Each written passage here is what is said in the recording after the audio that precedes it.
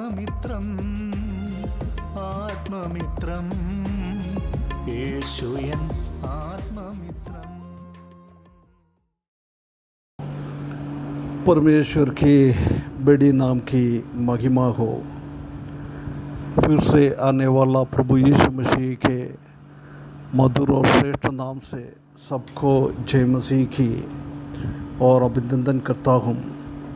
आज सुबह फिर से एक बार और परमेश्वर की वचन के साथ थोड़ी टाइम मनन करने के लिए प्रभात मनन में एक अवसर प्रभु ने हमारे जीवन में दिया है, इसलिए प्रभु को बहुत बहुत धन्यवाद देता हूँ। पिछले दिनों में हम निर्गमन की किताब 20 अध्याय से कुछ बातें मनन करके आ रहा है। उसका 17वें पद में आखिरी आज्ञा को लालच ना करना, उसी के बारे में कुछ बातें हमने देख रहा था। पिछले दिनों हम दूसरा बात धन का लोभ, धन का लालच, ये बहुत समस्याओं को कारण बन जाता है। पहला तीमुथियुस 6 अध्याय 10 पद से हम उसी बात को कोई ध्यान दिया था। हमारा लोभ के कारण, लालच के कारण कई पाप हमारे जीवन में आ जाता है और हम कुछ करता है, किस हिसाब से हम कर रहा है ये भी हमको देखना है। ये चीज़ों को हमने देखा है। जब मैंने बोला था कि कुछ उसी का कुछ दृष्टांत हम परमेश्वर के वचन में हम देख सकता है कि जिसने जिसने ये लोभ के साथ, धन और इसी लोभ के साथ क्या क्या नुकसान उनका जीवन में हो गया है। हम बिलेआम के बारे में, बालाम के बारे में हम देख सकता है। जब इस्राएली लोग मिस्रैम की ओर से कनान की ओर आ रहा था, जब मोआब के देश में पहुंच गया है, जब मोआब का राजा बालाक ये इस्राएली लोगों को श्राप करने के लिए बालाम को बुलाया है, वो बालाम हम जानता है कि वो गलत तरीके से उसी को करने के लिए, ये यूदा की किताब 11वें अध्याय पद में हम वो बात को हम देख सकता है। और उसके बाद हम बालाम का उपदेश के बारे में प्रकाशित वाक्य 2 अध्याय 14 पद में हम देख सकता है कि परगमुम की कलीसिया ये बालाम की गलत उपदेशों के पीछे चलने वाला थे, है ना। उसके बाद हम दूसरा पत्रोस 2:15 में हम देख सकता है कि बालाम ने ये बहुत सारा गलत उनका जीवन में किया है, पाप किया है।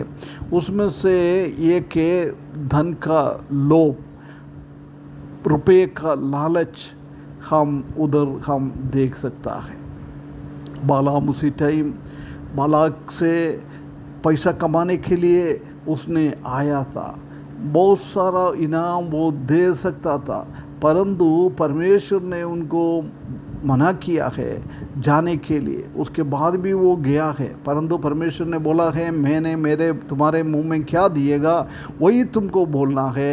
ऐसी बालाम ने उनको श्रापित करने के जगह में उसी को क्या कर दिया है, अनुग्रह किया है, आशीष की वचन उनके बारे में बोला है।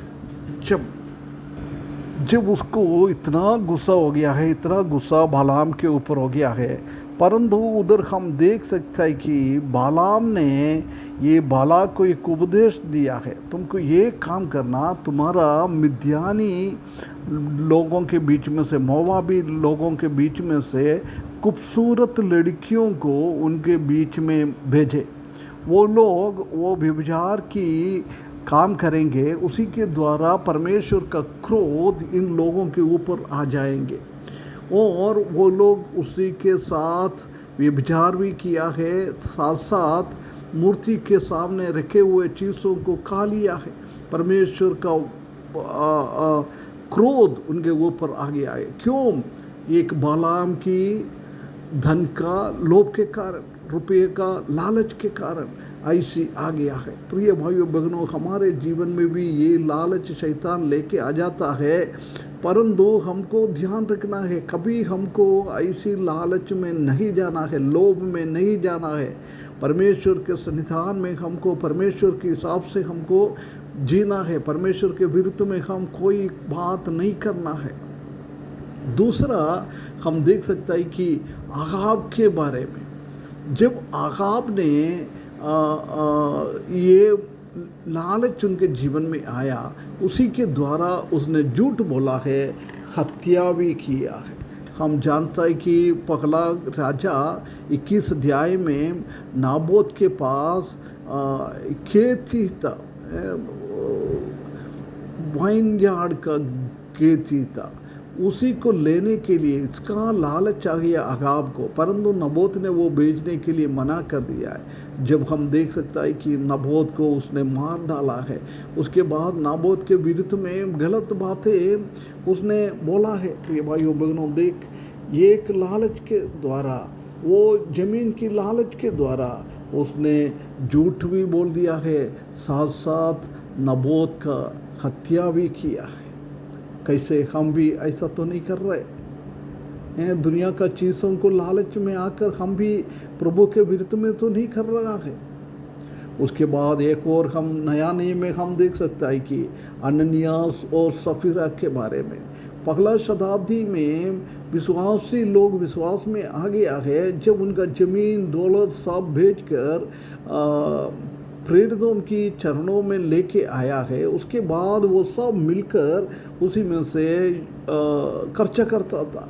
परंतु उसी के बीच में एक अनन्यास और सफीरा करके उसने भी निर्णय लिया है उनका ज़मीन बेच लो, परंतु उसने क्या कर दिया है, लालच के कारण उसने उसी से आधा धन अपने पास रख दिया है, आधा पत्रोस के पास लेके गया है। पत्रोस पूछ रहा है, तुमने ऐसा क्यों पवित्र आत्मा के विरुद्ध में, परमेश्वर के विरुद्ध में ऐसा क्यों कर दिया है? हम देख सकता है कि उसी का द्वारा अनन्यास का और सफीरा का मृत्यु हो गया है, परमेश्वर ने मार डाल दिया है, परमेश्वर का क्रोध उसी के ऊपर आ गया है। प्रिय भाइयों बहनों, हम क्या खाएगा क्या पिएगा उसी के बारे में हमको सोचने का जरूर नहीं है। मत्ती सुसमाचार 6:33 में हम देख सकते हैं कि पहले परमेश्वर का राज्य और धार्मिकता को ढूंढे। जब हम परमेश्वर की ओर देखते रहता है, जब हमारे जीवन में बाकी हर एक चीज़ परमेश्वर देता है, हमको कभी भी धन के बारे में चिंता करने का जरूर नहीं है। हम ये सब बोझ परमेश्वर के ऊपर डालें, ऐसी हम करेंगे तो हमारा जीवन बहुत अच्छा से हम चला सकता है। तो ये भाइयों बहनों, ये रुपये का लोभ, रुपया का लालच से हम दूर होए, हम परमेश्वर की मार्ग में से चलते हुए एक अच्छा मसीही जीवन बिताने के लिए इस वचन के द्वारा परमेश्वर हमको सहायता करे, उसके बड़े नाम की महिमा हो। आत्ममित्रम् आत्ममित्रम्